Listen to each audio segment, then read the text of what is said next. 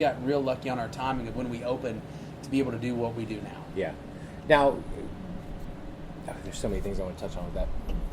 Briefly, as we're recording, this past week, the news has come out that Musk has challenged Zuckerberg to a cage fight.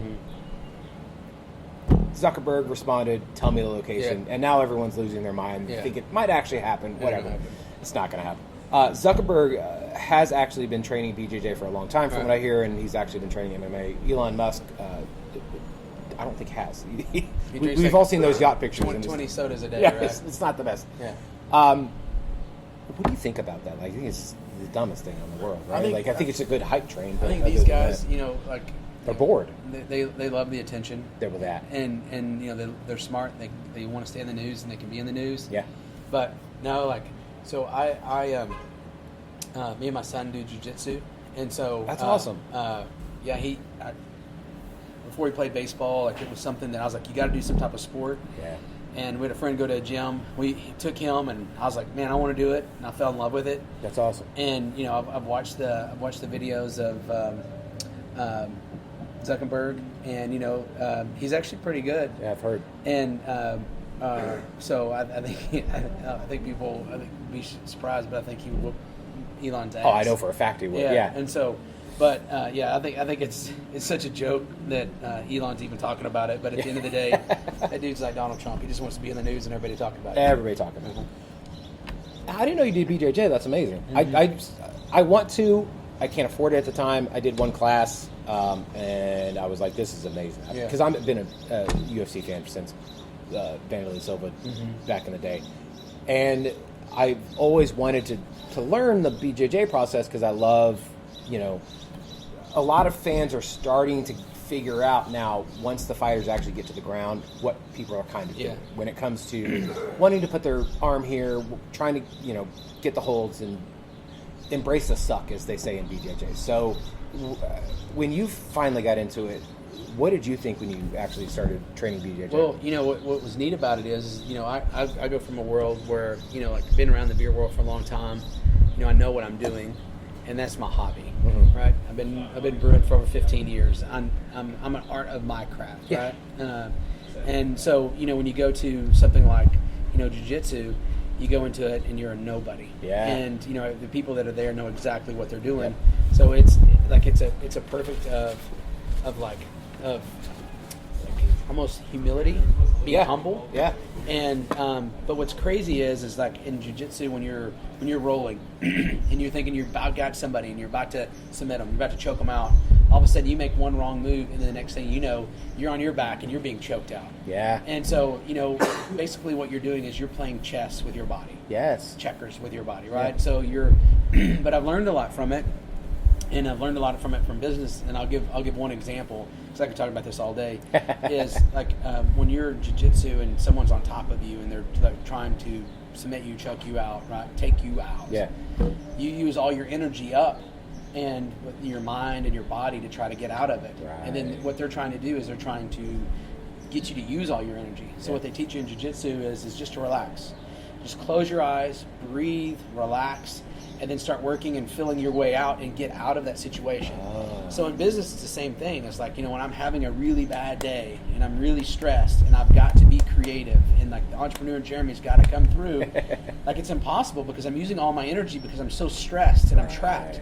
And so it's just like, I think back to jiu-jitsu, I'm like, close my eyes, breathe, let's get out of the situation so that I can be creative, right? Awesome. So I told a professor one day, I was like, man, I learned something tonight that's going to really help me in my business. He was like, really, what's that? And that's what I just told you. It's just like in life. And he was like, man, that's what we teach, and I'm glad that you've learned that because there's people that never learn that in their whole life, right? Sure. And so, I think everybody should do some type of jiu-jitsu. My mind of doing jiu-jitsu was going in there and it was like learning how to whoop the shit out of people. Really? No, it's not. It's learning how to control your anger, one. But two is we live in a world where you may have to take care and defend yourself. Yeah. And there's one thing I've learned is that, I'm a big guy. I'm 6 foot, I'm Same. 240, Same. strong. Yeah. And, there's guys that are in that gym that are 5'8", buck 40, Yep. that whoop my ass Yep. every single day. And so, I've learned how to, if somebody attacks me, like I can throw down and choke you out without hurting you really bad, right? Or I could if I want to. And so there's a lot of neat things about jiu-jitsu that I love, but it's also helped me the business side of just like how to relax and like think clearly and solve this problem and move on, right? That's amazing that you've been able to take what you learned from jiu-jitsu and put it into your business as well. Just in everyday life. Yeah, everyday life too. You know, it's like even with kids, like working with kids, it's, how are you? Good. So Mom got admitted. Oh, hang on just a second. We're doing a podcast. Let me hit pause. Okay, here, let's go here. I'm sorry. No. We can move on to the next question because I get stuck on the jiu-jitsu here all day. Well, it's funny you say that because like I've been lucky enough, I'll say that, to talk to so many people that have been black belt jiu-jitsus, and one of them told me something that I never even thought about, but like once you become a black belt, now you are the least experienced black belt jiu-jitsu person in the world, and you then have to continue to learn even further to get better at what you're doing. So it's jiu-jitsu is amazing because you never stop learning, and you're always going to be trying to get to that next level.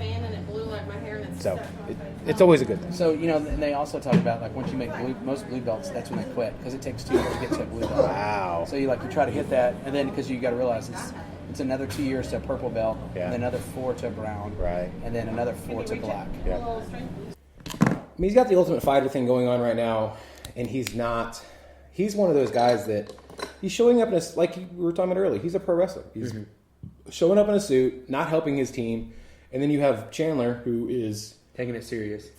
That's just what he does. Like if you watch his Instagram, his workouts are very inspirational, and I'm like, God damn! I'm not gonna ever look like Michael Chandler, but he's actually one of those dudes that puts in the work, and you see him just he lives the life of a fighter, which is amazing. And what he's done with his kids, like adopting those kids and like raising them, he's just a good dude. He's a good dude, yeah, in general.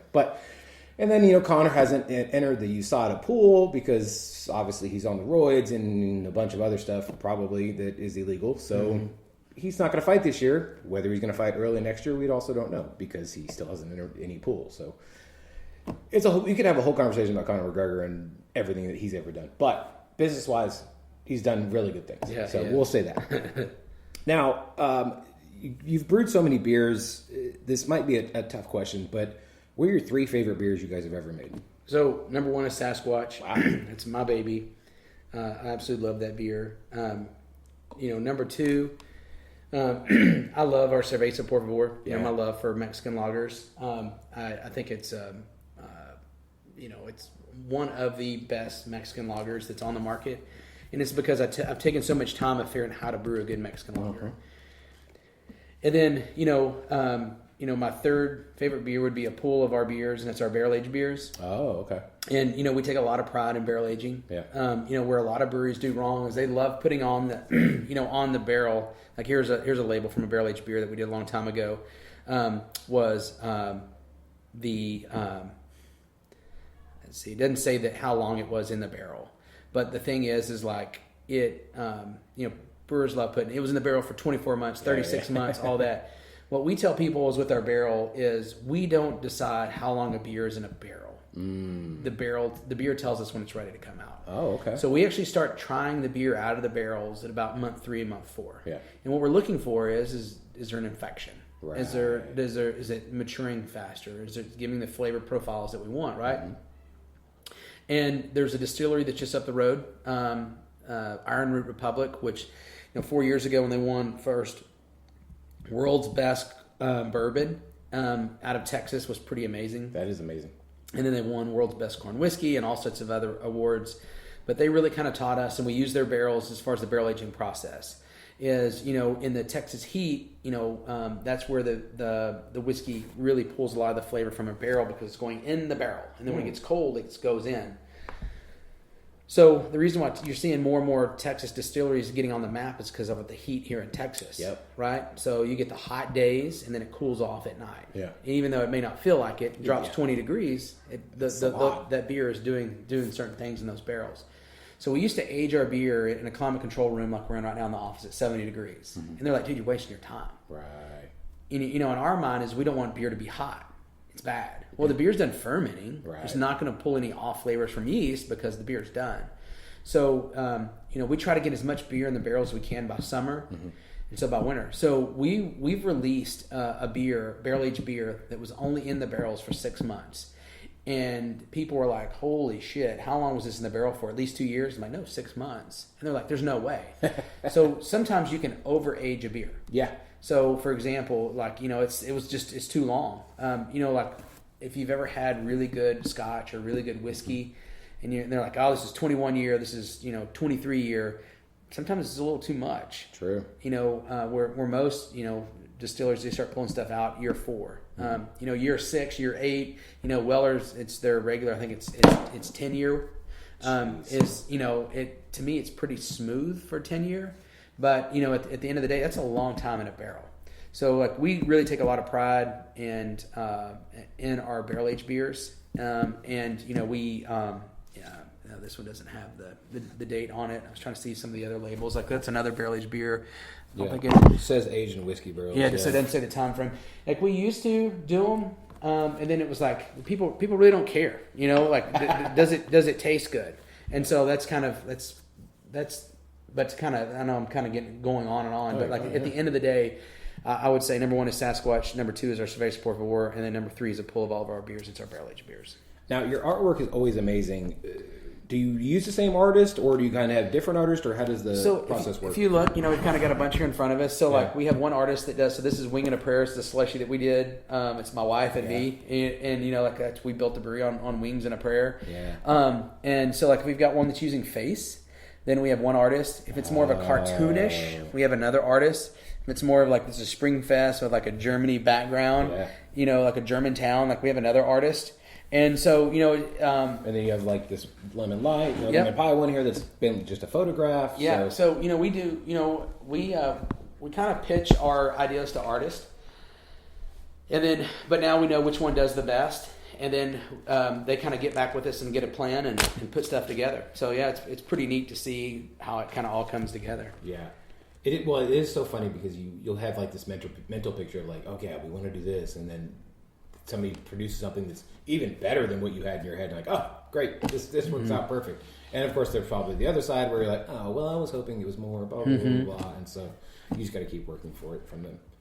Now, we mentioned earlier that the DFW area is not getting any smaller. It's only getting bigger. There's so many breweries in the Metroplex. I'm not trying to get you in any trouble, but who are, let's say, your top 5 favorite breweries in the Metroplex? So, number 1 is definitely going to be, RAR, just because of, OGs. And how I fell in love with, their beers, and I still do. I know the brewery's really changed the last few years, but, they still have a special place in my heart. Some of the brewers have kind of come and gone through there. There's one there that's still there, but, I love their beer. I love the brewery. I love the branding. Yeah. Number 2, I'm a little biased on it too because it's False Idol. So Dom, one of the founders there, used to work for our distributor, and Full Clip. Yep. Yeah. And I kind of talk about Dom as like I call him my baby brother. So I'm really proud of what he's done and what he's built, and and he reminds me a lot of myself, being a small brewery that's putting out really good beer that's grown.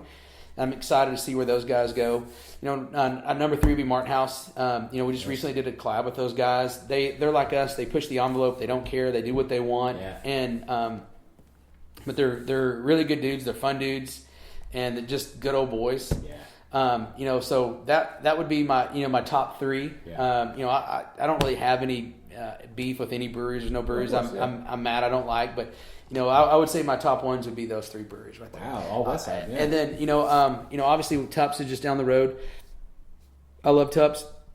Chris Lewis, the brewer over there. His family owns it. I'm proud to see what they've done and grown, and they're going through the same thing right now you are with opening a second location. So and I love Juice Pack. It's it's a really good beer, and it's funny as people come here and they're like, what IPAs do you have? And I'm like, we've only got one on draft. They're like, that's it? I'm like, look.